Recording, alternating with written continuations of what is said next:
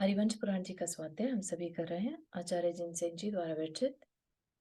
मंगलम भगवान वीरो मंगलम गौतमो गणी मंगलम कुंद कुंदाद्यो जैन धर्मोस्तु मंगलम।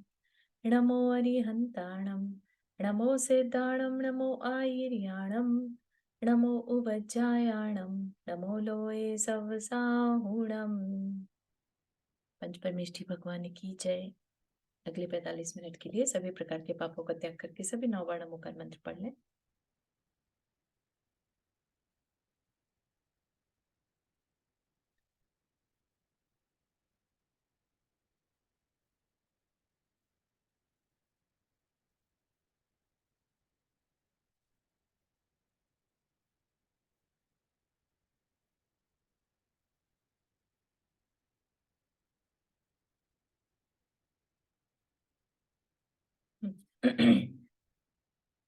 तो हमारा जो प्रकरण अभी यहाँ पर चल रहा था, श्रावक के 12 व्रत जो रहते हैं उनके अतिचारों के बारे में, है ना, कि उनमें किस तरह से दोष लग सकते हैं।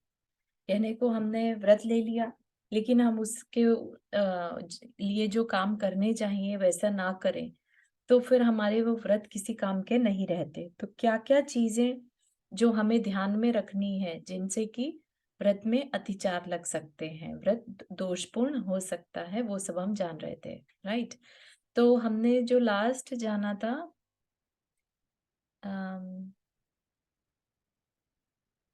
उपभोग परिभोग, है ना, जो कि हमारा दिग्व्रत, देशव्रत और उपभोग परिभोग, ये हमारे गुण व्रत है। इसके बाद आता है शिक्षा व्रत। शिक्षा व्रत में सामायिक पहला है, तो उसके अतिचार देखते हैं। ठीक।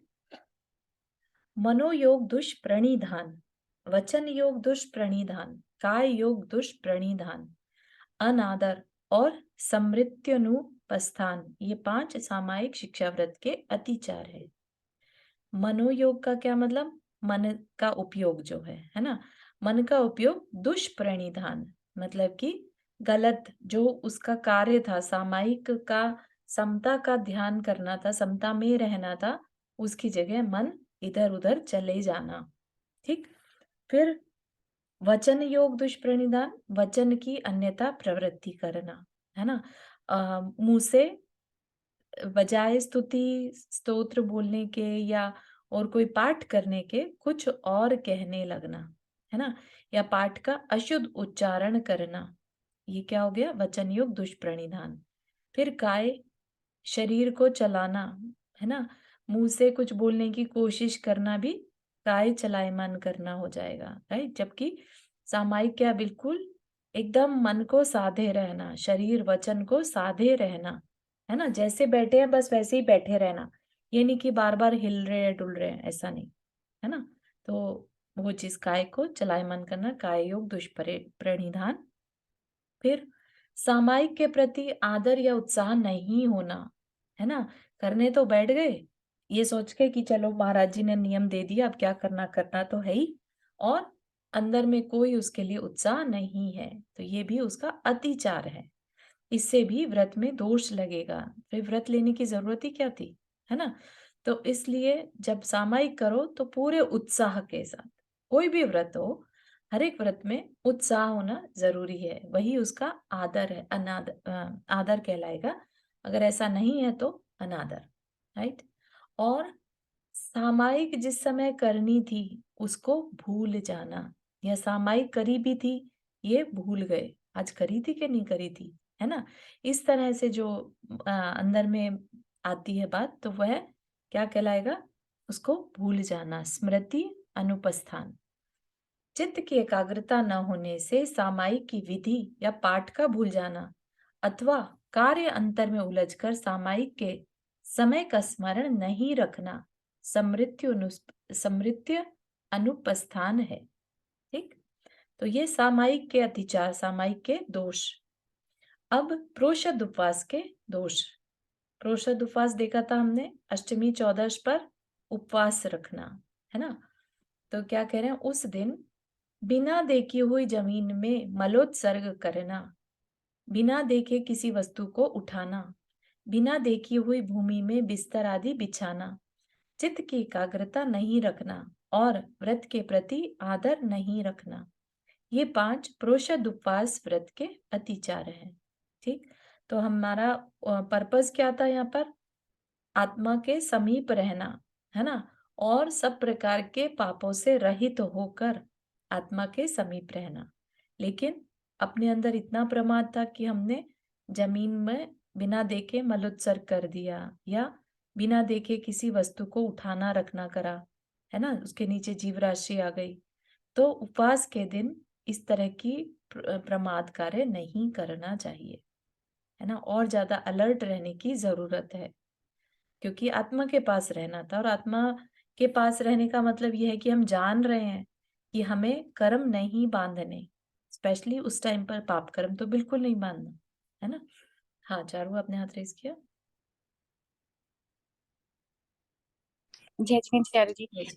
मैं ये पूछना चाह रही थी कि जैसे व्रत के दिन फिर हमें जैसे कुछ काम है, जैसे सफाई का काम हो सकता है या कुछ काम चल रहा है उस समय, कंस्ट्रक्शन का, या उसमें कुछ काम मतलब इंक्लूड होना है, तो वो सब पार्टिसिपेट करना चाहिए या नहीं करना चाहिए व्रत के दिन?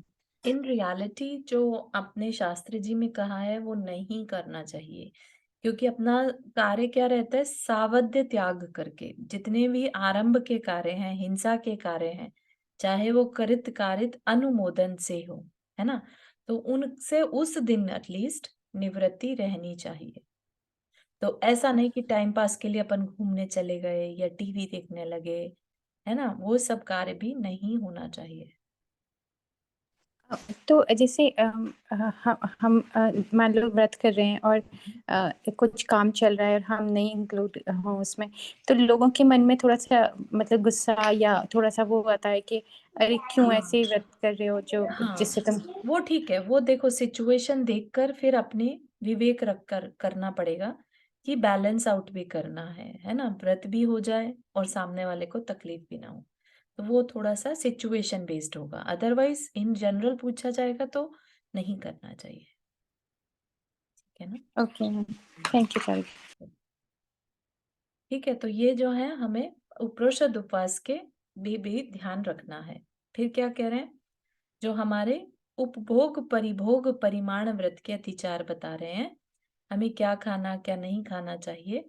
सचित आहार, सचित संबंध आहार, सचित सन्मिश्र आहार, अभिश्वाहार और दुष्पक्वाहार।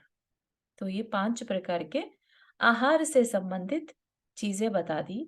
ये 5 उपभोग परिभोग परिमाण व्रत के अतिचार हैं। ये उपभोग परिभोग परिमाण के आएंगे कि कौन सा हमारे शिक्षा व्रत में?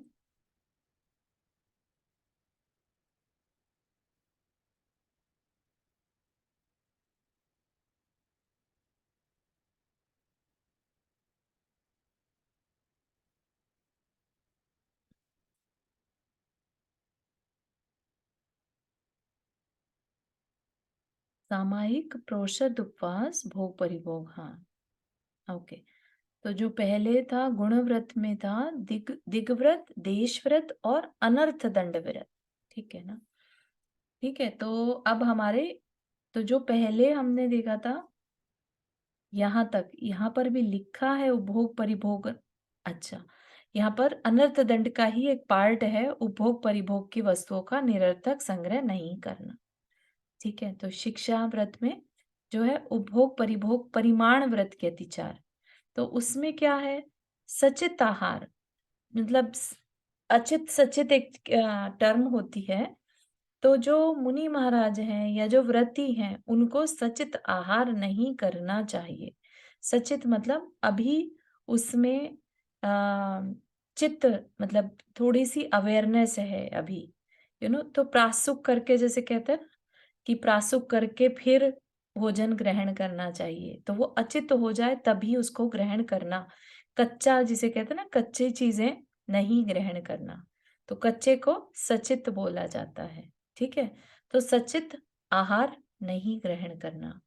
फिर सचित संबंध आहार की तो ये वो ककुम्बर होता है ककड़ी, तो ककड़ी, हाँ। वो कैसे करने का है? तो उसको कच्ची नहीं खा सकते? कच्चा इन द सेंस कि अभी वो पका नहीं है, रेडी नहीं हुआ है जैसे। तो सलाद में वो टमाटर वो काकड़ी नहीं वो खा सकते? नहीं, वो खा सकते। कच्चा इन द सेंस यहाँ पर कच्चे का मतलब है कि अभी राइप नहीं हुआ है, अच्छा अच्छा। वैसा। कच्चा उसको वेस्ट कर दिया बेसिकली। नहीं तो वो सचित और आप बोलते हैं सचित करना। हाँ, तो वो प्रासुक तो वो कैसे करते हैं, थोड़ा-सा हल्के से गर्म पानी में से निकाल दिया जाता है उन्हें, तो वो प्रासुक हो जाती है, ऐसा बोला जाता है। ठीक है? अच्छा, जिसको व्रत नियम है उसके लिए है, हमारे लिए नहीं, उनके लिए राइट? हाँ जी, हाँ जी। अच्छा। बिल्कुल सही है। ठीक है, तो उनके लिए बताया जा रहा है कि किस तरह से उसको प्रासुक करके ही इस्तेमाल करना, ऐसे नहीं।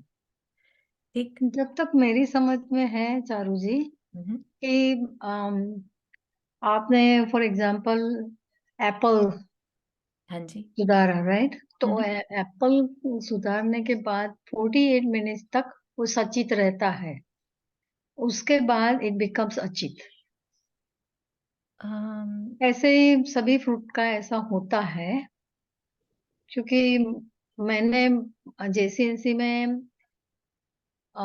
जो समणी जी आते हैं ना, वो भी हाँ, हाँ। सचित अचित मानते हैं, तो उनको भी नहीं चलता था।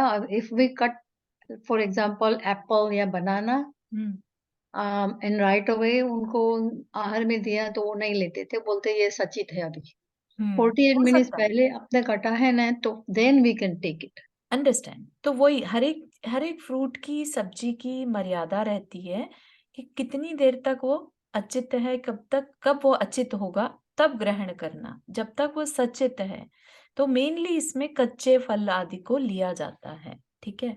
तो अभी उसको अचित हुआ नहीं था और उससे पहले ही उसे ग्रहण कर लिया, ठीक है? तो ये कहलाएगा सचित आहार दोष, ठीक?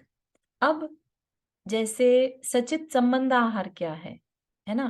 कि कोई पकी हुई रोटी है, राइट? वो अचित है और अचित के ऊपर आपने कच्चा फल रख दिया, सचित चीज रख दी कोई, ठीक है? तो वो क्या कहेगा? सचित संबंध आहार। उसका संबंध बन गया, तो ऐसा संबंध बनने के बाद भी वो सामग्री उपभोग के लायक नहीं रहती, ठीक? हाँ, वर्षा। चारू जी, ये सचित और अचित का एग्जैक्टली मीनिंग क्या है, थोड़ा सा बताएंगे? शास्त्र जी की भाषा में देखेंगे तो अपन देख सकते हैं एक बार और, लेकिन जहां तक मुझे जानकारी है इसमें जो व्रती होते हैं उन्हें अचित अचित मतलब एक तरह से जिसमें कि देखिए क्या होता है कि एक जीव है ना? पेड़ भी एक जीव है। उससे फल को अगर अलग करते हैं, तो थोड़ी देर तक के लिए वो अभी उस जीव से जुड़ा रहता है, ठीक है? इसलिए उसको तोड़ते साथ ही कंज़्यूम नहीं किया जाता। उसको थोड़ी देर रख दिया जाता है, फिर उसको हर एक फ्रूट की अपनी मर्यादा रहती है, ठीक है? तो उसको उतनी देर के बाद ही कंज़्यूम करा जाएगा, उससे पहले उसको सचित माना जाता है, मतलब अभी उसमें प्राण है, ऐसा। समझ में आ रही है? सचित का हाँ, मतलब राइट, हाँ, ओके, थैंक यू। हाँ, वर्षा जी चारू बोलिए जय आप प्लीज़। जितेंद्र, एक हुँ, चीज पूछनी थी। अभी रीटा जी ने कहा ना, हुँ, हुँ। फल की तो बात ये तो समझ आ गई, लेकिन रीटा जी ने कुछ फल काटने के बारे में भी कह रही थी ना, कि कटने के बाद क्या चीज बता रही थी? हाँ, कि 48 मिनट के बाद कंज़्यूम कर सकते हैं, ऐसा कुछ कहा था। लेकिन वही बात है, हर एक फल की अपनी मर्यादा है, तो नहीं अब नहीं, वो समझ गई। हुँ। कुछ काटने के बाद भी कुछ कह रही थी शायद, कि देर से खाना चाहिए। रीटा जी ने कुछ बोला था। अगेन उसमें भी वही है ना कि अपने को शास्त्र जी में जो लिखा है जिस भी चीज़ के लिए, तो वो देख हाँ, लेना चाहिए। कहीं पर साबुत फल को भी प्रासुक किया जा सकता है एंड देन उसको उसके बाद उसको सँवार के कंज़्यूम कर सकते हैं, राइट? ओके। तो ये हर एक का अपना-अपना रहता है, तो बहुत डिटेल में जहाँ शावकाचार्य है वहाँ पर देखा जा सकता है। नहीं नहीं, मेरा इसलिए पूछने का मतलब था, जैसे एप्पल तो अगर तुम काट के रख दो थोड़ी सी देर, हाँ जी, तो वैसे ही काला हो जाता है, वो फिर खाया करेक्ट। नहीं जा सकता। इसीलिए आपको बोला कि अपना जहाँ पर आप एक बार शास्त्र जी में देख लें, है ना? तो वैसा देख हम्म, सकते हैं। ठीक, थैंक यू। मेरी भाभी जी है ना, 2 प्रतिमाधारी है। हाँ जी, हाँ जी। उन्होंने आचार्य ऋषि के पास ही दोनों प्रतिमा ली है, हाँ जी, और वो उनके साथ मैंने ट्रैवल किया है बहुत सारा इंडिया में। जी। तो वो she used to buy local जगह पे जहाँ पे गए ना, जी, हाँ ना आटा वगैरह मसाला सब घर से लेके आती थी, बट जी सब्जी वगैरह वहां से लेती थी, हम्म, फ्रूट वगैरह भी लेती थी। जी तो वो ककड़ी है, टमाटर है, हम्म, वो सब आ, अपना किचन में शुरू करती है, उसके पहले सब काट के अलग रखती थी। And then she use to use it अपने आहार में। एक एक दफा ही आहार लेती है वो, तो वो यूज करती थी। सो उस एक्सपीरियंस से मुझे लगता है कि certain things like you mention correct कि उसके सचिता और अचिता का मैं डिफरेंस। कुछ बोलूं? हाँ बोलिए। हाँ जी जय तो जय मैं ध्यान जिनेन्द्र। सागर महाराज जी का हाँ मैं एक वर्षा चीज जी ने ऐड हाथ करना चाहती रेज हूँ, ध्यान किया हुआ सागर है काफी महाराज जी देर की। से, सो लेट हर ठीक है, स्पीक। Okay okay. सॉरी। जय जिनेन्द्र सभी जय को। जी मैं ये बोल रही थी चारू जी, महाराज श्री का मैंने सुना था ना प्रवचन, और ऐसे भी जब आहार देते हैं तो वो प्राशुक कर ही लेते हैं गर्म पानी से, जी उसके बाद उसको सुधारते हैं, लाइक हाँ जी हाँ जी रेडी करते हैं। तो प्राशुक तो करना ही पड़ेगा। आप करेक्ट भले उनने नियम लिया, व्रत लिया, प्रतिमा ली, तो प्राशुक बिगर खा नहीं सकते हैं। बिगर जी प्राशुक का है वो तो सचित ही कहलाता है। वही मैं हाँ यही है, आपने जवाब दे दिया था, आपने आंसर, लेकिन राइट राइट मैं हाँ जो तो फिर हम से मुनि वही, महाराज, ये लोग पूछ रहे हैं ना, फिर तो मैं वही, मेरा आंसर तो आ गया था, मैंने हाथ हाँ रेज वो किया मुनि तो। महाराज के किचन में हम काम करने जाते थे तो क्या करते, हाँ पहले तो सब गर्म पानी से धो प्राशुक, डालने का, बाद में यस ऐसा। हाँ गर्म ऐसे पानी में धोकर सारी उसको चीजें, प्रासूक कर लिया हाँ जाता है। ऐसा कोई करते थे भी हम। सब्जी हो, कुछ हाँ भी हो, उसको कुछ भी जो भी प्राशुक उसमें जल यूज पहले करना रेडी, है सब पहले यस गर्म सबसे पानी पहले से धो पानी डालने बॉईल का। होता था, उसके बाद पानी से सब करके बाद में ही करते, तो सचित हाँ करेक्ट, लाके फिर कोविड उसको संवार के अच्छित कोविड करके के रखने दिनों फिर में यही बनाओ। तो हाँ करते थे सब, कोविड के दिनों में तो करते ही थे सब लोग। हाँ संवार के रखने का मैंने नहीं देखा एक्चुअली हाँ चौका वही में, मुझे लग इसीलिए रहा है।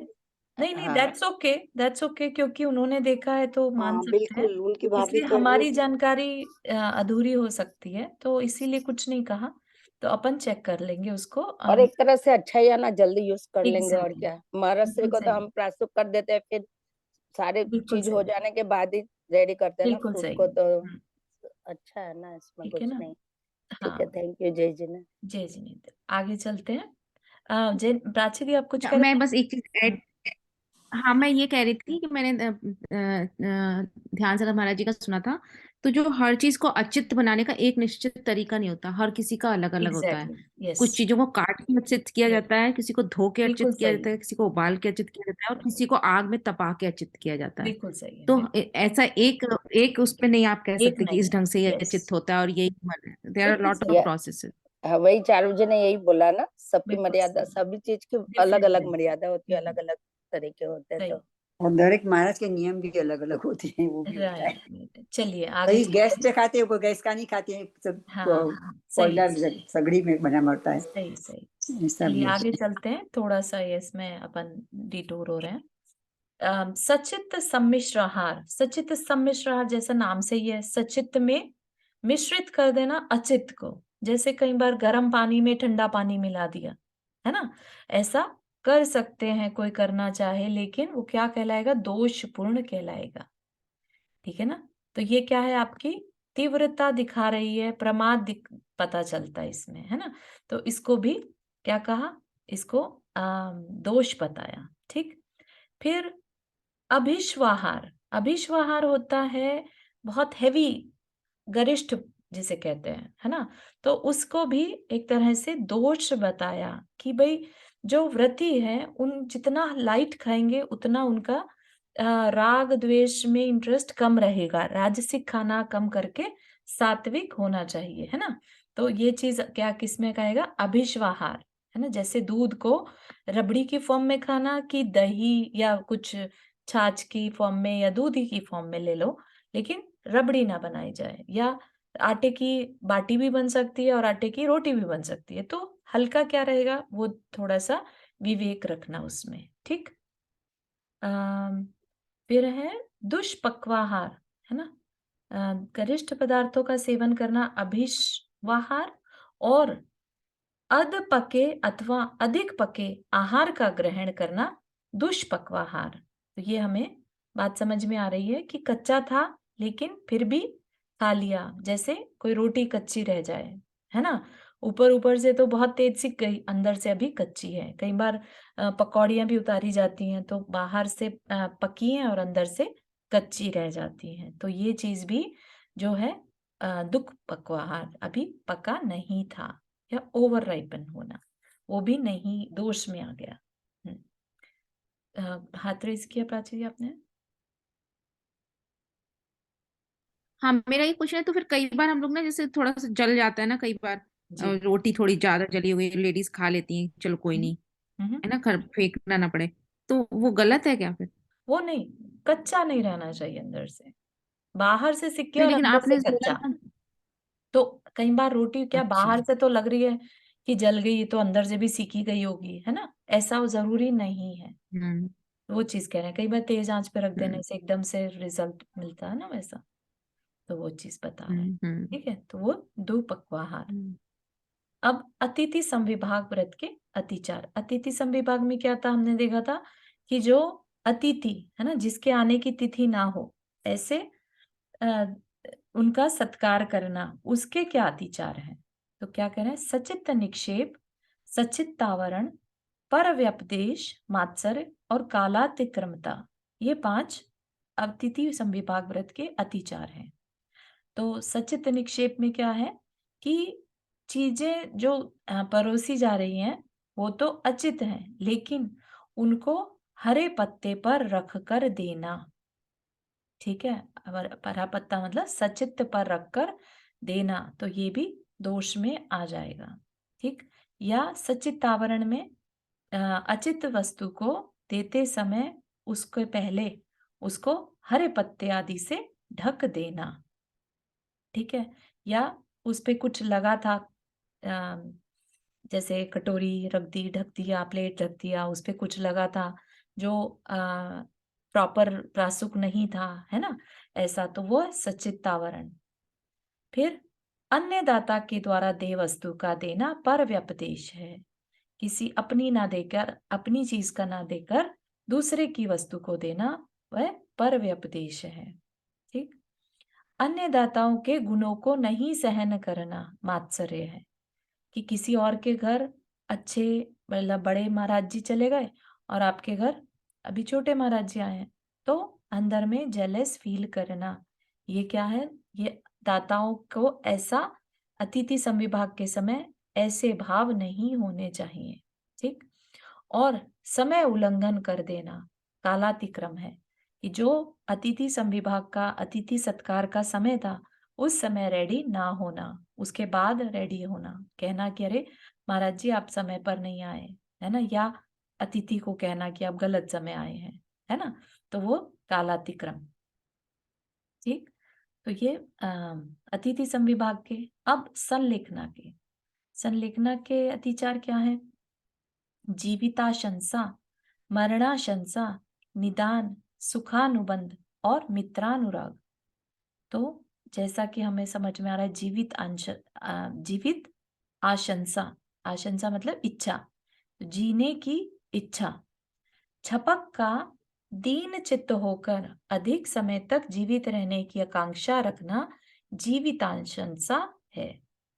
ठीक है, छपक मतलब जो अपनी संलेखना के लिए, संलेखना जिसने धारण कर रखी है उसको भी छपक कहते हैं। ठीक है, तो वो दीन चित्त होकर, बड़ा बेचारा होकर, किसी तरह बस मुझे बचा लो, मुझे जीना है, ऐसे भाव उसके अंदर नहीं होने चाहिए। या पीड़ा से घबराकर जल्दी मरने की इच्छा करना मरणाशंसा है।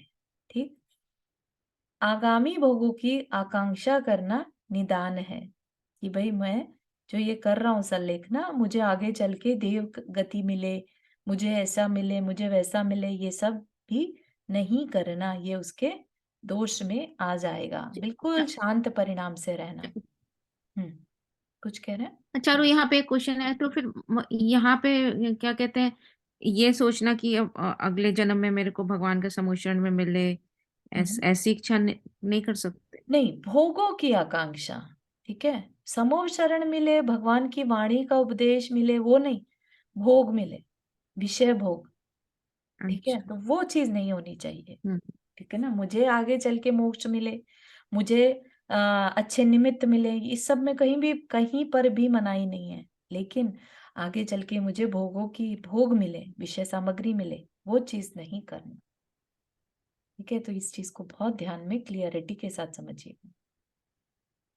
फिर क्या है, पहले भोगे हुए सुख का स्मरण रखना, मतलब कि लाइफ में पहले जितने भी सुख भोगे, नौकर चाकर के, अच्छे कपड़े पहने, अच्छा खाना खाया, वो सबका स्मरण नहीं करना, ये भी संलेखना में आता है। ठीक है, संलेखना के समय पर, क्योंकि अगर स्मरण करेंगे तो दुख मानेंगे कि अरे ये सब तो चला जाएगा मुझसे, है ना, कितना अच्छा किया था, कितना मजा आया था। तो वैसा कुछ नहीं करना, प्रेजेंट में रहना, संलेखना के समय पर प्रेजेंट में रहना। ठीक, और वैसा ही मित्रों से प्रेम रखना, मित्रानुराग, तो मित्रों में यहाँ पर सगे संबंधी भी ले लेना, तो उनको, उनमें बहुत ज्यादा उनको देख लूं, उनसे बात कर लूं, तो ये क्या होगा, उसमें संलेखना से मन बिगड़ सकता है। ये ऐसे भाव आ सकते हैं कि मुझे नहीं मरना, मुझे मेरे परिवार के साथ रहना है, अभी और रहना है, इस तरह के भावों से संलेखना बिगड़ सकती है ना। तो इसलिए मित्रानुराग नहीं रखना।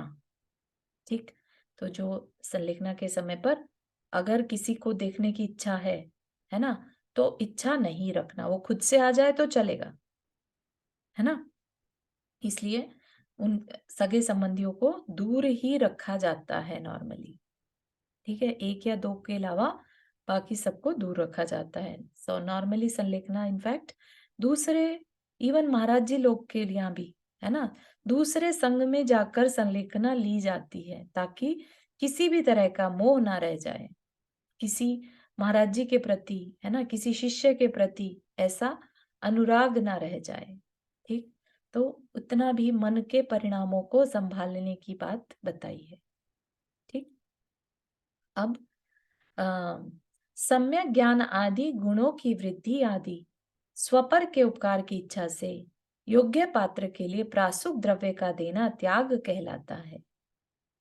इसका दूसरा नाम अतिसर्ग भी है।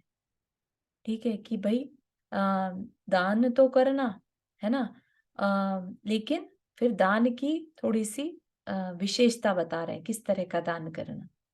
तो सम्यक आदि गुणों की वृद्धि हो, इसके लिए, है ना, इस इच्छा से योग्य पात्र के लिए प्रासुक द्रव्य, प्रासुक मतलब शुद्ध द्रव्य, ऐसा नहीं कि हमने चोरी की कोई चीज लाकर दे दी, या सचित वस्तु को दे दी, है ना, या अशुद्ध औषधि दे दी, राइट, ऐसा कुछ दान नहीं देना। किस लिए देना, सम्यक ज्ञान आदि गुणों की वृद्धि हो, है ना, और स्वपर के उपकार की इच्छा हो, मेरा भी उपकार हो और दूसरे का भी उपकार हो, इस उद्देश्य के साथ मन में ध्यान में रखकर उस अपने द्रव्य का त्याग करना त्याग कहलाता है।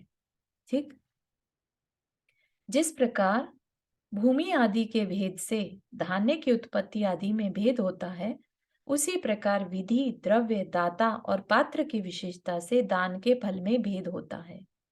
क्या कहना चाह रहे हैं, जैसे कई बार बहुत ज्यादा उपजाऊ मिट्टी हो तो बहुत अच्छा धान निकलता है, धान कोई भी फसल हो, है ना, और अगर थोड़ी सूखी हो, कम पानी डला हो तो कम फसल अच्छी आएगी, है ना।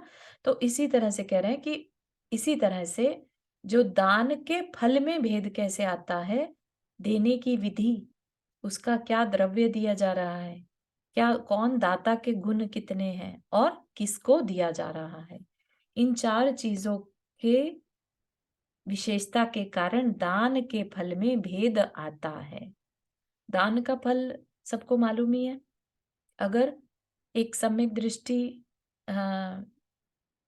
को दान दिया जाता है तो देवगति का बंध है ना, दुर्गति नाश होती है ना। हाँ, दुर्गति का नाश होता है। और अगर हम अपात्र को दान देते हैं, कुपात्र को दान देते हैं, तो कुभोग भूमि में जाना पड़ सकता है। ठीक है ना, तो दान के फल में भेद आ जाएगा, वे किस विधि से दान दे रहे हैं। जैसे दान के समय पड़गाहने आदि की क्रियाओं में आदर या अनादर के होने से दान की विधि में भेद हो जाता है और वह फल के भेद का करने वाला हो जाता है। चारू, कुछ कह रहे? जैसे ये तो बात ठीक है कि लेकिन एक बार एक महाराज जी ने, मुझे ध्यान नहीं है कि प्रमाण सागर महाराज जी ने या किसी और ने हम्म, ये कहा कि तुम किसी को दान दे रहे हो जैसे कुपात्र है, हम जी, लोग गरीबों को जैसे दान देते हैं, जी। तो वो हमें पात्र और कुपात्र तो नहीं पता ना कि वो कौन है। तो वो उन्होंने ये कहा था कि तुम अपने भाव से, तुम्हारे भाव है उसको गरीब को देने के, तो तुम ये चीज़ मत सोचो कि पात्र है या कुपात्र है या सुपात्र है या कुपात्र है, तुम उसको दान दो। हुँ, ये हुँ, नहीं हुँ। कि दान नहीं देना उसको। हाँ, तो यहाँ पर आंटी ये चीज़ जो आपने गरीब का वर्ड बोला ना, गरीब को दान कुछ भी देना वो करुणा दान में आता है, ठीक है? अच्छा, ठीक है। कुपात्र वो कहलाएगा जो मिथ्या उपदेश दे रहा है ओके, ना? ओके, उसको ठीक है। दान देना, ठीक अच्छा, है? तो ठीक है। ऐसे दान से हमें कुपात्र दान का फल कुभोग भूमि मिलता है। ओके, ओके, हुँ, ठीक है, थैंक यू। ठीक है। ठीक है, तो पड़गाने विधि हो गया, पड़गाने आदि की क्रियाओं के बिना या उसमें आदर का नहीं होना। ऐसे में दान देना उससे भेद हो जाएगा, ठीक है? फल तो मिलेगा, लेकिन ज़रूरी नहीं है उत्कृष्ट मिले, ठीक? फिर किस तरह का द्रव्य या किस तरह का दान देना? तो क्या कहा? तप तथा स्वाध्याय की वृद्धि आदि का कारण होने से देह या द्रव्य में भेद होता है। मतलब कि कुछ ऐसी वस्तु दान देना जिससे कि रिसीवर के तप और स्वाध्याय में वृद्धि हो, ठीक है? वो और अधिक आलसी बन जाए, वो और अधिक जैसे गरिष्ठ भोजन दे दिया, है ना? अब वो तप करने की बजाय जाके सोना पसंद कर रहा है, तो उससे हमें दान का फल जो है नहीं मिलेगा या कम मिलेगा, ठीक है? ऐसा दान देना जिससे वो उनके और ज्यादा तप तथा स्वाध्याय में वृद्धि हो, ठीक है? यथार्थ में एक पदार्थ तो ऐसा है जो लेने वाले के लिए समता भाव का करने वाला होता है और दूसरा पदार्थ ऐसा है जो विषमता का करने वाला होता है ना? एक तरह के दान से तो समता भाव आ सकता है और एक तरह के दान से अंदर के भाव बिगड़ भी सकते हैं। इसलिए देह द्रव्य में भेद होने से दान के फल में भी भेद होता है। कोई दाता तो ईर्ष्या विषाद आदि दुर्गुणों से रहित होता है और कोई दाता ईर्ष्या आदि दुर्गुणों से युक्त होता है। यही दाता की विशेषता है। दाता के अंदर शांत परिणाम होना, श्रद्धा होना, है ना? ईर्ष्या, नेगेटिव थिंकिंग ये सब नहीं होनी चाहिए अगर उसको अपने अच्छे दान का फल चाहिए, है ना? तो ये दाता के गुण भी मैटर करते हैं। यथार्थ में मन की गति विचित्र होती है। मोक्ष के कारणभूत दोनों के ग्रहण करने में सत्पुरुषों के मन की शुद्धि का जो तारतम्य हीना दिखता है, दानों के ग्रहण करने में। मोक्ष के कारणभूत दानों के ग्रहण करने में सत्पुरुषों के मन की शुद्धि का जो तारतम्य यानी हीना दिखता है, वह पात्र की विशेषता है। पात्र यहाँ पर जो अभी बताया ना, कुपात्र सुपात्र, है ना? तो वो उत्कृष्ट, मध्यम और जघन्य के तरीके से 3 प्रकार का और फिर कुपात्र। तो सुपात्र 3 प्रकार का और कुपात्र। तो जिसको देंगे वो उत्कृष्ट है जैसे मुनि महाराज हो गए, है ना? मध्यम है जैसे क्षुल्लक क्षुल्लिका जी, ब्रह्मचारी जी हो गए और जघन्य हो गया जो सम्यक दृष्टि गृहस्थ श्रावक है, ठीक? तो इनको दान देने पर भी डिफरेंट डिफरेंट फल मिल सकता है, ठीक है? पुण्य आश्रव अनेक कल्याणों की प्राप्ति कराने वाला होने से सुखों का कारण कहा जाता है और पाप आश्रव संसार के दुखों का कारण माना जाता है। तो यहाँ पर ये सब जो चल रहा था, ये क्या चल रहा था? आश्रव, आश्रव तत्व का वर्णन होने के बाद तो पुण्य आश्रव, है ना? कल्याण की प्राप्ति कराए जो, और जो सुखों का कारण बताया, है ना? तो वो पुण्य आश्रव हो गया और जो संसार में दुखों का कारण हो वो पाप आश्रव हो गया, ठीक? हाँ, चारू अपने हाथ रेस किया। हाँ, मुझे एक्चुअली ये पूछना था कि जैसे कई बार ऐसा होता है कि हम मतलब कोई दान के लिए मांग रहा होता है, जैसे मंदिर का कुछ कंस्ट्रक्शन हो रहा है या कुछ हो रहा है, तो उस समय कई बार ऐसा हो जाता है कि हम पहले दान दे चुके होते हैं, तो हमें लगता है कि अभी हमें इस वक्त नहीं देना है और दान, तो क्या उस तरह मना करना ठीक होता है या फिर उसमें हाँ, मतलब क्या करना चाहिए हाँ, ऐसे हाँ। टाइम पर देखो जो अपने हमारे में भगवान है वो शक्ति तस त्याग की बात करी है। कहीं पर भी अपनी ना तो शक्ति को छुपाना, अगर हमारे अंदर सामर्थ्य है तो हम करें। पहले कर चुके हैं, दोबारा भी कर सकते हैं। लेकिन हमारा एक बजट था, हम उससे ज़्यादा नहीं कर सकते, हम डिस्कम्फर्ट में आ जाएँगे, तो हम ज़रूरी नहीं है फिर दूसरी बार ना कर सकते हैं। इट्स ओके, है ना? तो कहीं ओके पर भी शक्ति से बाहर नहीं करना। ओके थैंक यू चारू जी। इस प्रकार आश्रव तत्व का वर्णन होने के बाद भगवान की दिव्य ध्वनि में बंध तत्व का वर्णन आरंभ हुआ। ठीक है, भले ही आश्रव और बंध ऑलमोस्ट सेम ही रहते हैं, है ना? कषाय के कारण बंध होता है। ठीक, तो उसके अब कारण जानते हैं, क्या क्या कारण है। आत्म परिणामों में स्थित मिथ्या दर्शन, हिंसा आदि, अविरति, प्रमाद, कषाय और योग, ये बंध के कारण हैं। अब इनको एक एक को समझाएंगे। मिथ्या दर्शन, फिर हिंसा आदि 5 पाप, प्रमाद, कषाय और योग। तो ये क्या है? इनमें मिथ्या दर्शन जो है वो अग्रहित और ग्रहित। ठीक, अग्रहित मतलब नेचुरल, नेचर बाय नेचर, ठीक, नेचुरल।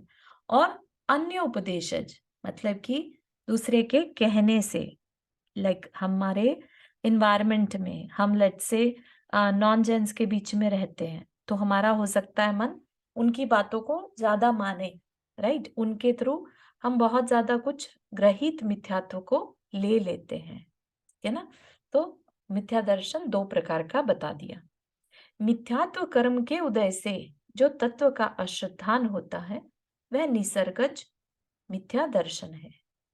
मतलब क्या कि पहली बात तो मिथ्या दर्शन है क्या, है ना? जो हमारा रॉन्ग बिलीफ है। रॉन्ग बिलीफ मतलब कि जो तत्व है यानी जीव है, उसको जीव जिस फॉर्म में बताया है वैसा नहीं मानना। जीव को हो सकता है हम अजीव मानने लगे, पंचभूतों से बना हुआ मानने लगे, है ना? या किसी एक परम पिता परमात्मा की एक संतान मानने लगे, राइट? किसी का अंश मानने लगे। तो इस तरह से जो हमारे अंदर मिथ्या दर्शन को लेकर तत्व के प्रति अश्रद्धान होता है, वो नेचुरल हो सकता है। ठीक है ना? जैसे बच्चा पैदा हुआ और अब उसको तो नहीं मतलब है ना कि मैं कौन हूँ, मैं जीव हूँ कि अजीव हूँ, ऐसे कोई क्वेश्चन उसके अंदर नहीं रहते। तो ये क्या है?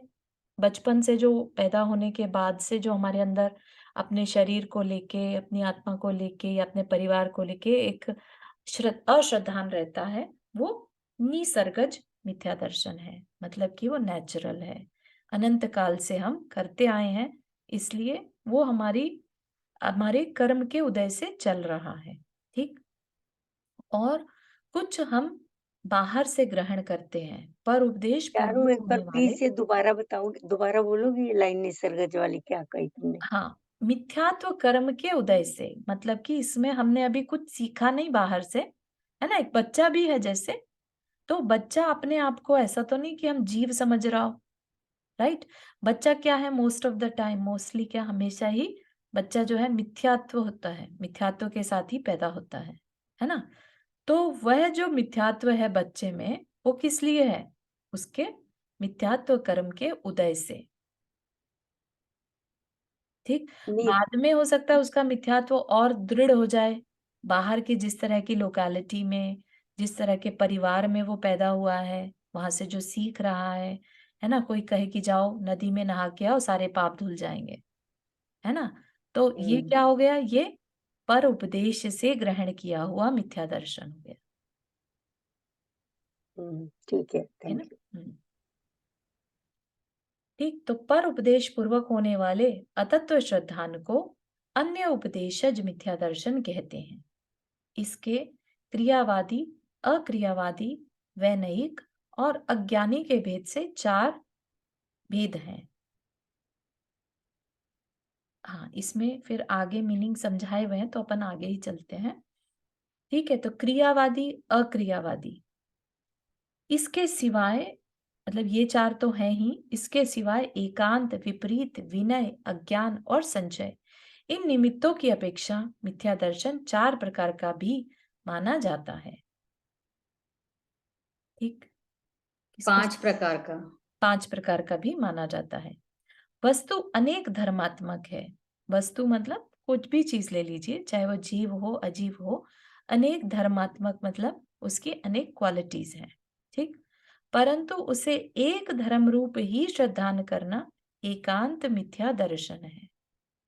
ठीक है, कि ये वस्तु जैसे नित्य ही है ऐसा मानना एकांत मिथ्या दर्शन, अथवा अनित्य ही है ये भी एकांत हो गया, राइट। तो एनीथिंग एकांत, एक अंत, एक धर्म, है ना। इसीलिए हम क्या वर्ड यूज करते हैं, अनेकांत, राइट। तो एक वस्तु के अनेक अंत, अंत मतलब यहाँ पर धर्म लीजिएगा, अंत मतलब एंड नहीं, अंत मतलब क्वालिटीज। तो उसकी क्वालिटीज जैसे जीव है, तो जीव किसी अपेक्षा से नित्य है और किसी अपेक्षा से अनित्य भी है, राइट। तो जब हम भी लगा देते हैं इसका मतलब हम बाकी क्वालिटीज को भी एक्सेप्ट कर रहे हैं। तो जब हम दूसरी क्वालिटीज को या दूसरे पर्सपेक्टिव को भी एक्सेप्ट करते हैं तो हम क्या कहलाते हैं, अनेकांतवाद को मानने वाले। अदरवाइज अगर हम अड़ जाएं एक चीज पर, नहीं नहीं ऐसा ही है, तो हम क्या है, एकांत मिथ्या दृष्टि। ठीक है। वस्तु का जैसा स्वरूप है उससे विपरीत श्रद्धान करना सो विपरीत मिथ्या दर्शन। ठीक है, जैसे हिंसा में धर्म मानना, तो वस्तु जैसी है वैसी नहीं मानना, या जैसी नहीं है वैसी मानना। ठीक है, तो विपरीत हो गया, है ना। जैसा शास्त्री जी में बताया है वैसा ना कह के दूसरा ही रूप मानना। ठीक, तो क्या कह रहे हैं, हिंसा में धर्म मानना, ये विपरीत हो गया, हिंसा में कभी भी धर्म नहीं होता। या सग्रंथ वेश से मोक्ष मानना, सग्रंथ मतलब कपड़ा सहित, वेश से मोक्ष मानना, आदि, आदि में मतलब बहुत सारी चीजें आ जाएंगी, है ना। तो वह चीज। फिर वैनयिक मिथ्या दर्शन, वह क्या है, देव अदेव और तत्व अतत्व का विवेक न रखकर सबको एक सा मानना तथा सबकी भक्ति करना वैनयिक मिथ्या दर्शन है। ठीक, तो ये सबसे ज्यादा प्रचलित होता है। कई लोग कहते पाए जाते हैं कि देव तो देव है, हमसे तो अच्छे है ना, तो मानने में क्या है। मानना अलग चीज है और रिस्पेक्ट अलग चीज है। रिस्पेक्ट सबको दी जाती है ना। जैसे अपने पिताजी और दूसरे के पिताजी, ठीक, रिस्पेक्ट दोनों के लिए है, लेकिन एक को हम अपना मानते हैं और दूसरे को दूसरा मानते हैं। ऐसे ही हमें अपने जो सच्चे देवशास्त्र गुरु हैं उनको अपना मानना, और जो सच्चे देवशास्त्र गुरु नहीं है लेकिन उनमें कुछ क्वालिटीज हैं तो उनको उनके योग्य आदर देना। तो इतना विवेक होना चाहिए। ठीक है, डर के मारे किसी जो अभी सच्चे देवशास्त्र गुरु नहीं है उनको डर के मारे या लोक निंदा की वजह से और कुछ मिल जाए मुझे इनसे, है ना, इस इच्छा से उनको रिस्पेक्ट या अपना मानना ठीक नहीं है। उसको क्या कहेंगे, वैनयिक मिथ्या दर्शन। समझ में आ रही है बात। तो ये मिथ्या दर्शन की तीसरा पॉइंट हो गया। फिर हित अहित की परीक्षा रहित अज्ञान मूलक रूढ़ी व श्रद्धान करना सो अज्ञान मिथ्या दर्शन है ना। जैसे सम्यक दर्शन, सम्यक ज्ञान, सम्यक चारित्र मोक्ष का मार्ग है या नहीं, ऐसे कंफ्यूजन है, पता भी नहीं किया, है ना, पढ़ने में अपना थोड़ा इंटरेस्ट नहीं दिखाया और जो नहीं समझ में आया उसको छोड़ दिया, राइट। अहिंसा में धर्म है या हिंसा में, है ना, ये अजय अगला पॉइंट है।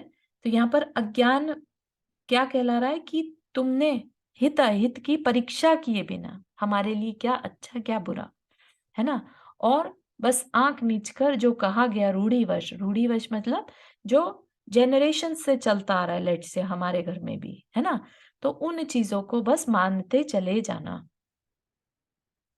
जैसे कि बिल्ली रास्ता काट गई तो उसे अंधविश्वास माना जाता है ना, लेकिन आप उसमें विश्वास करने लग जाए तो क्या कहलाएगा ये, ये अज्ञान मिथ्या दर्शन कहलाएगा। प्राची दी आपने हाथ रेस किया। हाँ, मेरा एक क्वेश्चन है जिसकी ये जो रूढ़िवादी है ना, कई बार इनके संग मैंने देखा है ये बहुत सत्य हो जाते हैं, और स्पेशली जब आप ये कहो कि नहीं हम नहीं मानेंगे, और वो एग्जैक्टली वही हो जाता है जो उन रूढ़ियों में कहा गया है। ऐसा मेरे पास कई बार हो चुका है, तो उसका क्या करें? एग्जाम्पल? निमित्त ज्ञान है। निमित्त ज्ञान डेफिनेटली निमित्त ज्ञान है, इसको बिल्कुल आपको क्लैरिटी होनी चाहिए कि रूढ़ी व श्लोक मूर्ता, देव मूर्ता, है ना, तो इनसे बचना है। बहुत स्ट्रांग रहने की जरूरत पड़ती है एक्चुअली, क्योंकि अपना माहौल, अपना इन्वायरमेंट चारों तरफ वैसा है ना, तो हम बहुत जल्दी उस चीज में बिलीव करने लगते हैं, कहीं हमारा कुछ बुरा ना हो जाए, इसलिए कह रहे हैं तो क्या दिक्कत है, मान लेते हैं ना, तो वो चीज से हमें बहुत सावधान रहने की जरूरत है ना। और एक लास्ट हाँ, लाइन और देख वो लेते हैं, हम्म, उसके बाद आपका हम्म, सेक्शन कंप्लीट करते हैं। तो ये क्या कह रहे हैं यहाँ पर कि डाउट रखना, है ना, सम्यक दर्शन, सम्यक ज्ञान, सम्यक चारित्र मोक्ष का मार्ग है या नहीं, अहिंसा में धर्म है या नहीं, है ना, इस तरह संदेह रूप श्रद्धान करना संशय मिथ्या दर्शन है। ठीक, तो यहाँ तक मिथ्या दर्शन की 5 प्रकार बता दिए, जिनसे कि हमारे आश्रव और बंध होता है। ठीक, हाँ, अब आपकी बात पूरी कीजिए प्राची। हाँ, वही मेरे को पूछना था कि कई बार मतलब ये जैसे ये छोटी छोटी चीजें ज्ञान में, निमित्त ज्ञान हम लोग पढ़ते रहते हो, जी। जो कई बार बहुत सच भी होते हैं वो निमित्त ज्ञान, हम्म। लेकिन फिर वो कई बार जो निमित्त ज्ञान आपके टेस्टेड नहीं होते हैं और आपने लोक मूर्ता से सुन लिए होते हैं, उनको सुन के डर लगने लगता है फिर। हाँ, एनी एग्जाम्पल? जैसे मेरा ना कई बार एक्सपीरियंस हुआ है कि जब, वैसे मैं बिल्कुल नहीं मानती थी छींक का, अच्छा। लेकिन एक तो मैंने इसमें पद्म पुराण में छींक का सुना था, आई थिंक वहां आया था कुछ, अच्छा। और क्या कहते हैं, मैंने छींक का देखा कि वो रियली होता है हाँ, तो कि निमित्त ज्ञान हो सकते हैं, एंड निमित्त ज्ञान को वो यहाँ पर इंसिडेंस नहीं भी लिया होता है। है कभी कभी। हाँ, तो यहाँ पर निमित्त ज्ञान को नहीं लिया है, निमित्त ज्ञान की जगह अज्ञान। अज्ञान में क्या होता है कि जैसे नदी में नहाने को या पेड़ की पूजा कर ली तो काम हो गया, पत्थर की पूजा, 4 पत्थर एक साथ लगा दिया, अब इसको कि ये पूजो। पेड़ पर उल्टा लटक जाते हैं। हाँ, हाँ, है आई ना, थिंक तो दैट इज ये राइट। जो है, ये रूढ़िवादिता के थ्रू जो हमें पास ऑन होता चला जाता है, वो चीज नहीं होनी चाहिए। निमित्त ज्ञान इज हाँ, टोटली कि यहाँ वैलिड नारियल ज्ञान। चढ़ाओ, ये करो वो हाँ, करो। ये चीजें नहीं होते हैं। हाँ, निमित्त ज्ञान इज अ वैलिड ज्ञान, और वो होता है, ठीक है ना, आंख फड़कना, है ना, ये सब चीजें होती हैं, एंड उसको निमित्त हाँ, हाँ, ज्ञान कहते एग्जैक्टली हैं। एग्जैक्टली। तो इसमें कहीं भी मिथ्या दर्शन नहीं है। मिथ्या दर्शन होगा जहाँ हमें जीव अजीव के स्वरूप के बारे में, हमें मोक्ष मार्ग के बारे में कंफ्यूजन हो। ठीक है। हाँ, थैंक यू। और किसी को कुछ पूछना है यहाँ तक? हमारा नहीं तो आज यहीं तक रखते हैं। चारू, मुझे एक बात जी। कहनी थी, इससे रिलेटेड नहीं है, कल की बात के लिए। जी। अगर कल मैं ना आऊं तो तुम रिकॉर्डिंग करती हो ना तुम हाँ उसकी? जी, हाँ जी, हाँ हाँ, हाँ, रिकॉर्डिंग अगर अभी मेरा कंफर्म नहीं है जी। जाने का कहीं, तो अगर मैं ना आऊं तो प्लीज रिकॉर्डिंग भी रिकॉर्डिंग, भेजना। यस, ठीक है? बिल्कुल। ठीक। Okay, thank you. हम्म। ये बोलिए सुधा जी। या जय जी ने, जय जी। मेरा एक क्वेश्चन है कि ये कुभोग भूमि और मलेच खंड ये दोनों सेम है? नहीं, उपभोग भूमियां जो होती हैं वो लवण समुद्र में रहती हैं, ठीक है, और मलेच खंड तो अपन ने देखे थे, भारत या क्षेत्र में भी है ना, सब या जगह पर है, विदेश क्षेत्र में भी है, तो ये डिफरेंस है।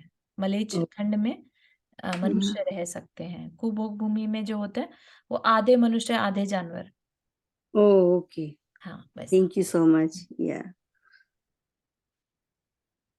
चलिए, इतना ही रखते हैं आज के लिए। जाओ वो तो वाणी। कुपात्र, सॉरी, हाँ, कुपात्र को दान देने से होता है ना, हाँ कुभूमि जी, में जन्म। बिल्कुल सही। जी, थैंक यू। जावाणी के ज्ञान से सूझे लोकालो, सो वाणी मस्तक धरो सदा देत हो दो। हे जिनवाणी भारती तो ही जपो दिन रैन, जो तेरा शरणा गए सो पावे सुख चैन। नौ वर्णम करना।